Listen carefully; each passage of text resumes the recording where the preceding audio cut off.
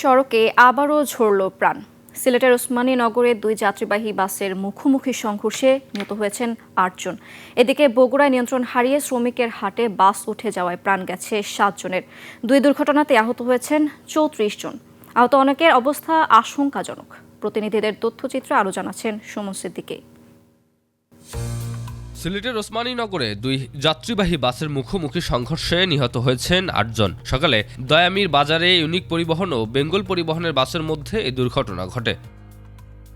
Police জানায়, দ্রুতগতির বাস দুটি মুখোমুখি সংঘর্ষ হলে সড়কের পাশে পড়ে যায় ইউনিক পরিবহনের বাসটি।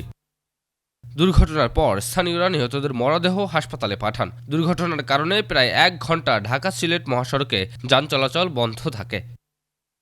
এদিকে বগুড়ার এরুলিয়ায় বাস চাপায় নিহত হয়েছেন ৭ জন।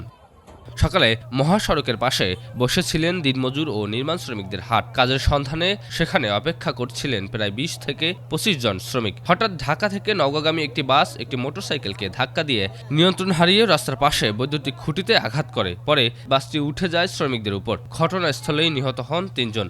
আহত ১৬ জনকে উদ্ধার করে হাসপাতালে নেওয়া হলে চিকিৎসাধীন অবস্থায় মারা যায় আরও ৪ জন। দুর্ঘটনার পর ক্ষুব্ধ স্থানীয়রা স্পিড ব্রেকারের দাবিতে বগুড়া নওগাঁ আঞ্চলিক মহাসড়ক অবরোধ করেন। এতে সড়কের দুই পাশে প্রায় ৬ কিলোমিটার এলাকায় যানজট সৃষ্টি হয়।